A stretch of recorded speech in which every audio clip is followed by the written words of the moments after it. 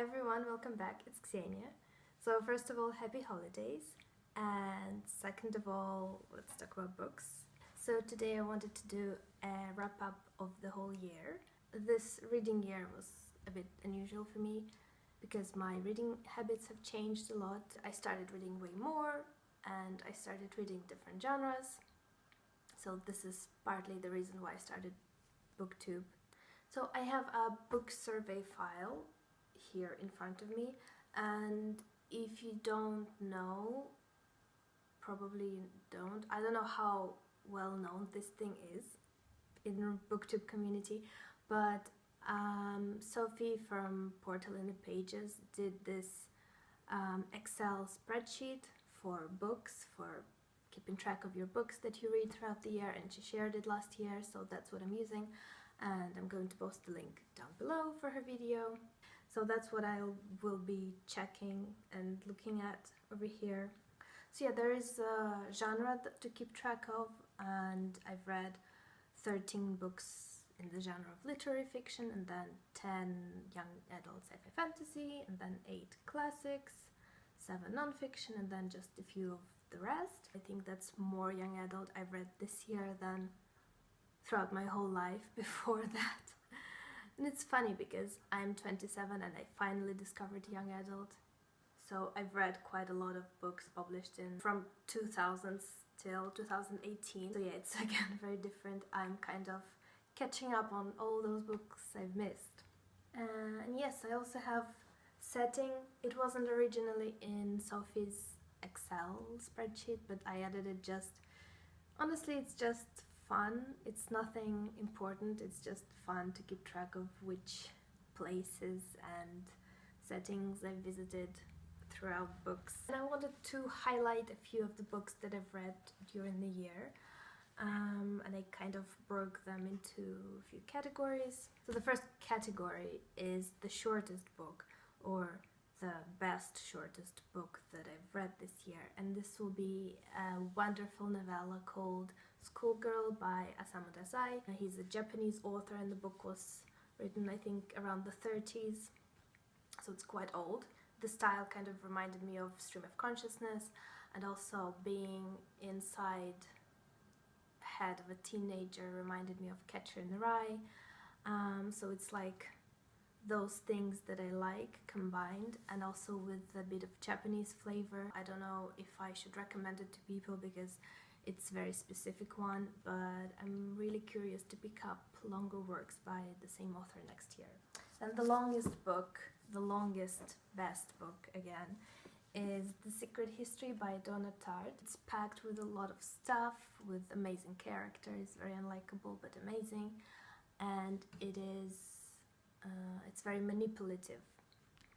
And yeah, even though it's big, it's really interesting, and I read it in 2 weeks, which for me is very fast. So yeah, great book. The best translated fiction that I read this year would be The Accusation by Bundy, and this is the book that I also talked about on this channel, but it was way long ago. I think maybe my first video. The book is by North Korean author, and it was smuggled from North Korea to South Korea, then started getting international translations, and now, thank goodness, it's very popular around the world because I think it's a very important book written by an author who still lives in North Korea. Then the best non-fiction that I read this year would be The Gene by Siddhartha Mukherjee. I didn't know that a non-fiction book could be that personal, I guess is the word. It really felt like the author was just there with you, telling you about the history of Gene, the history of the whole world, I guess, because it's very connected to what the people are and how our world develops. So it's written in a very accessible way, and again very personal. It was a pleasure to read or listen. I listened to it. It was a pleasure to listen. Then I wanted to mention 2 books that are kind of in a category of most unusual format. So the first book is Griff is the Thing with Feathers by Max Porter, and the book is very sad and very difficult to read because it's so so saturated with grief, and it's difficult to read from an emotional perspective. To be so close to a man who is grieving, he has just lost his wife, and he has 2 sons that he has to take care of, and 3 of them are just grieving. There's quite a lot of space in the margins, which I really liked, because it's the book that you would want to read something on the margins. And also the premise of the book is that a crow comes to this family and helps them with their grieving. Some of the narration feels like stream of consciousness by the crow, which is weird enough. Some of the narration is done in sort of verse, I guess, sometimes, or there's some weird rhythm, alliteration, and it doesn't read like a usual book. It's more like a combination of lots of literary devices, which is very cool, very clever. It emphasizes the period of the life of this man, that he is grieving his wife and he can't think straight, and you are in the same mind space, I suppose. So yeah, very unusual book. And the second one is quite similar in premise and in idea, so to say, and this is A Monster Calls by Patrick Ness, an absolutely beautiful book, and it also deals with grief, with some weird character appearing and helping this main character with his grief. So here it's this monster. This is an unusual format because it is filled with amazing illustrations, and we also get illustrations within the text as well. This, for example. Привет!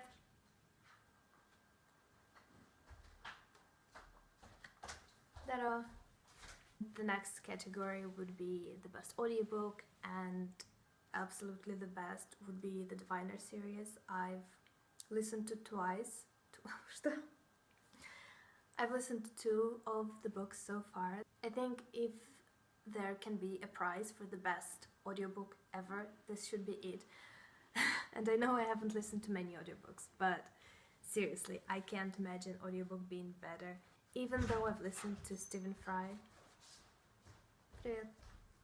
Even though I listened to Stephen Fry's audiobook, still I think this is better, just because the woman who narrates, Jennifer Lavoie, she can sing, she can do accents, she can sing with different accents, she pronounces words of different languages perfectly. At least she did it with Russian words, and it was amazing. If I ever will find a book better than this, I don't think I will, but I'll let you know. Then I wanted to mention the funniest book I've read this year, and honestly that was pretty easy because I don't read that many funny books. I don't know why, not that I don't like funny books, just they aren't on my radar for some reason, but I've read The Gentleman's Guide of Vice and Virtue by Mackenzie Lee, and I finished it 2-3 days ago. It was hilarious. It was just a really fun adventure, and the story takes place in the 18th century, so the language here never gets too stale or too pompous or too formal. It's so fun and so quirky and extremely funny, so it's a great book. Great book! Then I wanted to mention my favorite series of the year. Like I said, I've only started reading young adult, and especially young adult series this year, and I've only read 2, so it was quite easy to pick favorite. So yeah, I read The Lunar Chronicles, which was super fun, but my favorite would be these 2 huge books, Six of Crows and Crooked Kingdom by Leigh Bardugo. I think if you don't like YA, and if you think that maybe you should try something of young adult genre but don't know what to try, I would recommend the Six of Crows duology. First of all, it's a duology. You don't need to read 500 million other books in the series, and you just read one and then the other, done. And second of all, doesn't have any tropes that YA might have, especially YA series. There isn't that much teenage drama and teenage angst that is sometimes, I know, puts off lots of people from reading young adult. I usually don't mind it, but I know some people might, so you won't find anything here, and I feel like all the problems that the main characters face are more grown up, I suppose. And honestly, I just read that book thinking that the main characters were in their early to mid-20s, and nothing changed. Nothing told me otherwise, apart from a few instances when it was mentioned she was 17 or he was 18. I just ignored that, and you could absolutely read these books without thinking too much of their teenagerness. It's not a word, but I will go with it. Then the best classic book that I've read this year would be Yama by Alexander Kuprin, the Russian classic, which I have talked about here as well. The author does an amazing job getting you to love all the characters, the good ones, the bad ones.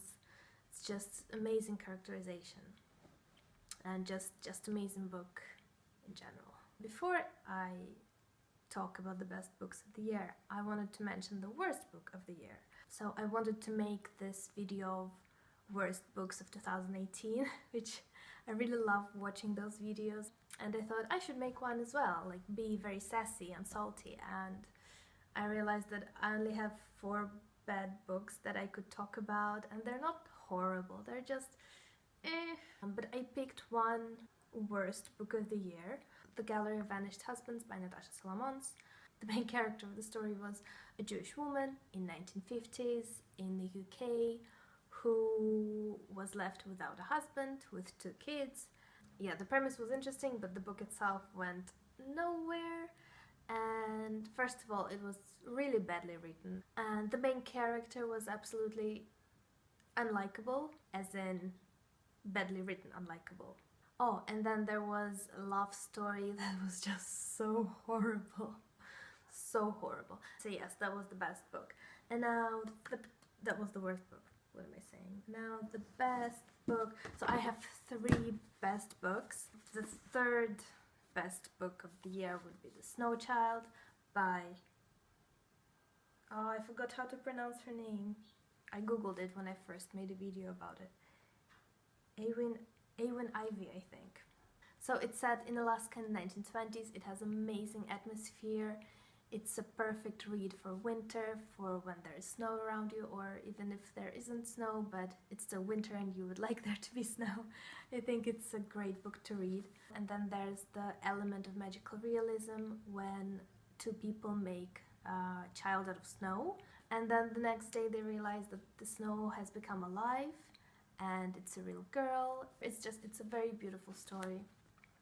It's full of hope and sadness, and the prose is very lyrical. So I read it in March, and I honestly want to reread it again because I don't know, I haven't annotated this one and I haven't marked anything just because I wasn't in the mood to do it when I read it, but I'd really love to do it now, and I feel like it's too soon to reread it, but I already want to. Then number 2 would be The Road by Cormac McCarthy. It's a very dark and bleak book. It's a post-apocalyptic novel with just 2 main characters that are unnamed. It's just a father and a son. And you follow their journey through this bleak landscape. And it's very sad and dark, but also I feel like there's a lot of hope in this book. Hope for the persistency of human spirit, how humanity will just go on no matter what. The 2 main characters are like beacons of light in the story, and it's very beautiful, even though it's very depressing. The absolutely best book for the year would be Tell the Wolves I'm Home by Carol Rivka Brandt. This book, incredible, and again, I made a review of this book as well, where I tried to speak of it more cohesively, and I also wrote an email to Carol Rivka Brandt telling her how much I love the book, and then she replied and she said that she was very happy that readers still enjoy her book. It's written in 2013, I guess. So yeah, that was a very cool thing that happened this year. The characters here are everything, and I fell in love with all of the characters here, and they're like my best friends now. I love this book so much. So yeah, this was my 2018. I think it was a pretty good year. I've read way more than I did before. I've read way more genres than I did before. I think that's it. Happy holidays, happy whatever you're celebrating, and I'll see you next time.